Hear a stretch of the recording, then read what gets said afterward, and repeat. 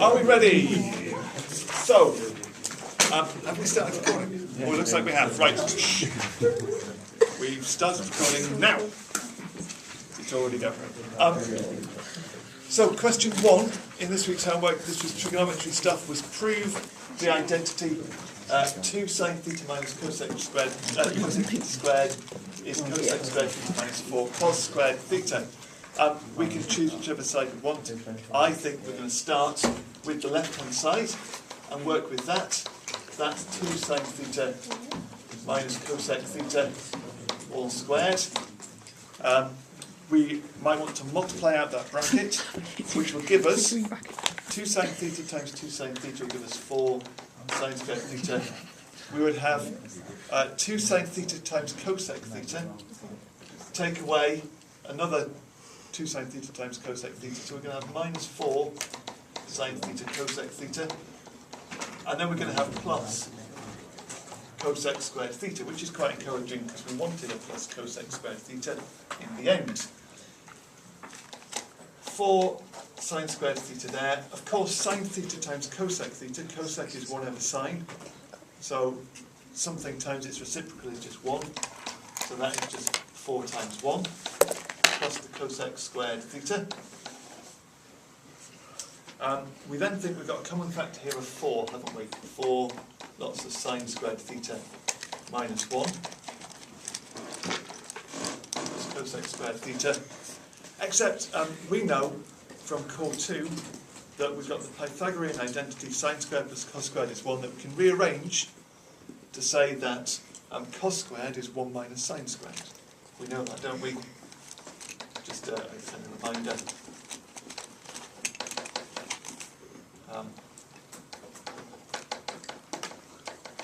And we recognise we've got something similar to that there. So if we take a factor of minus 1 out of that, we could write this as being minus 4 and 1 minus sine squared theta, plus the cosec squared theta. That is now established as being cos squared theta, and that is what we were aiming for. Cosec squared theta minus 4 cos squared theta equals the right hand side. There we are. Good job. How many marks that? Okay, and that was 4 marks. You are getting a mark for recognising that sine theta cosec theta is 1. You're getting a mark for using the Pythagorean identity in rearranging that one, and other marks which are just kind of logically flowing through.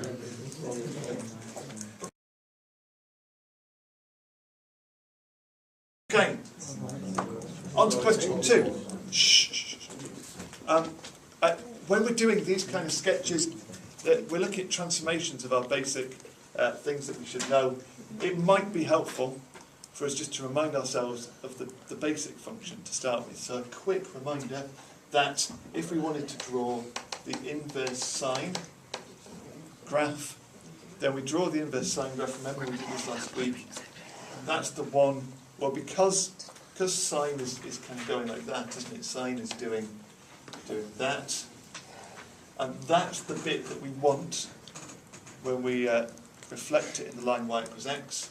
So our inverse sine graph is the one that's going to do that, and you can kind of imagine it carrying on doing its sine-y stuff all the way after that.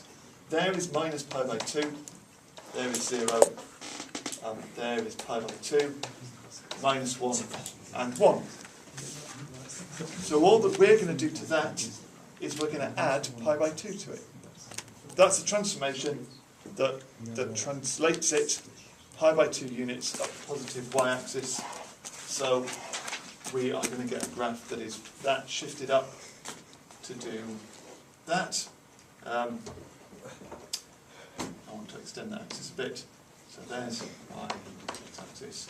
So this point is at minus 1. This point is at 1. That is gone up by pi by 2. So that from 0 has gone up to pi by 2. That would be pi now. I think we've done it because we've got the points of intersection shown, and that would be our 4 marks for that. These were genuine past exam questions, so that was asking you to do that. There we go. Happy with that one. We need to make sure that we have got those points clearly labelled on there. Drew that bit. Finally, So did you? How many the marks? third part, So far. sketch the curve y is 3 plus 2 sec x. And again, this is, as it was in the exam, it said, you need to mark any asymptotes and the point of intersection, but you don't need to label the intersections with the x-axis. So once again, let's start by reminding ourselves what the sec graph looks like. We're looking at 0 to 2 pi. These lines should carry So on down. let's just begin by drawing. That's the cos graph between 0 and 2 pi.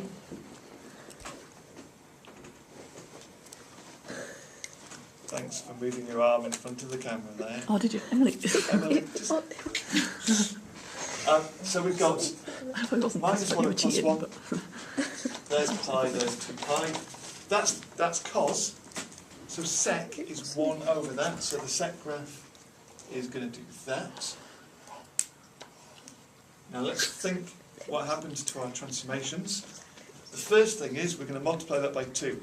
So everything is going to go twice as far from the x-axis.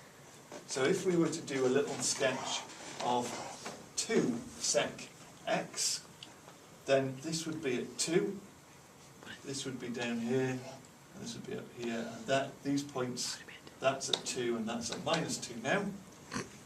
So this graph is y equals 2 sec x, and finally we want to lift it up by 3 units, translate it by 3 units in the positive y direction.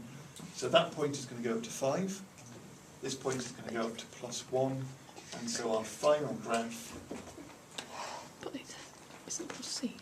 is Intersection. going to look like this, where that's going up from 0.5.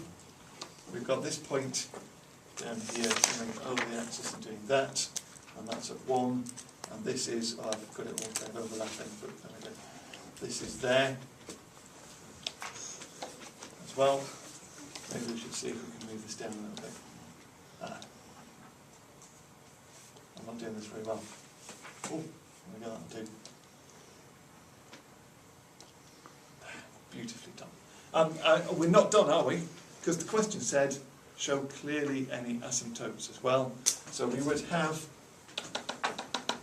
asymptotes there, and they come from the points where cos would be equal to 0, and cos would be 0 at pi by 2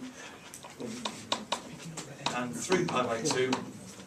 There is pi, there is 2 pi, there is our 4 marks. Georgia? I'm confused as to why cos is at 5. Because your plus C is 3. Yeah, but it's that was at 2, wasn't it? If Yeah, why if was you it put, 2? If you put 0 into there, then sec of 0, well, the sec of 0 is 1, isn't it? Oh, Okay, so we've got 3 plus 2 times 1 gives us 5. you do the same as me. Okay, all done, and that's maths.